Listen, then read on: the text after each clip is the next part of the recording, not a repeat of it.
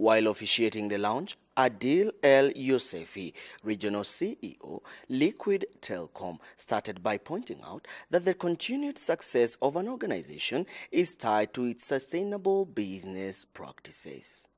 We are launching our 2017-2018 sustainability report. When we speak about sustainability, it means the long run, isn't it? Okay? And if a business wants to be there in the long run, they need to make sure that they are doing well, obviously, but they also that they are doing the right things by the community, by their staff, and by the environment. But still, sometimes we can get... The regional CEO went on to note the partnership forged with Kakaako that will see remote areas get connected. You have seen us recently cement and confirm our partnership with Kakaako. We are very pleased that Liquid Telecom has actually partnered with Kakaako to commercialize their fiber network across the country. This will go a long way into providing more redundancy to our current customers, but more importantly, to actually open up remote areas for connectivity. He went on to highlight how business drives sustainable practices from within by taking care of their employees' interests. Our culture is a culture which is not only pushes for business growth, but also pushes for staff growth and staff satisfaction. So with this, we ensure that our staff are well trained, that our staff are protected in terms of conflict of interests, and we ensure that our staff interests are aligned to the business growth in terms of our incentives and in terms of our leadership. Doing the same within your business. In terms of the community, he noted the practices they have put in place to ensure they interact with them responsibly. We deal with our community at large.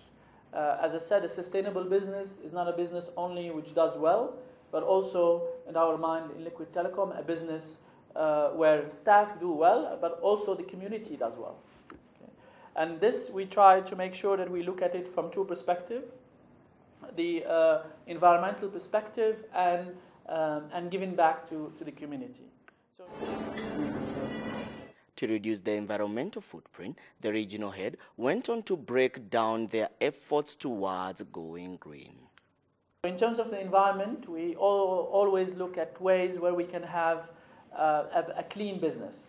Obviously, we need to use, for example, fuel to conduct our operations, so we're always looking at ways of how we can do that better through pooling or through using some innovative means. We always look at how much energy we are using, and we try to bring in use of renewable energy like solar, or like using energy from sources which are cleaner. And just how is the business giving back to the community? And in terms of what we call corporate social responsibility or community responsibility, we try actually to conduct it in a way which makes sense and aligns to our businesses. We actually try to see as a business what we can do with our assets to support the community.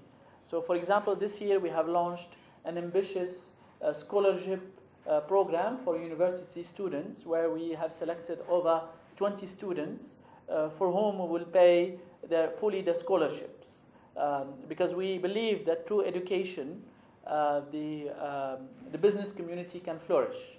Through education we will have more customers in the future, and through education we can actually improve the environment for all of us.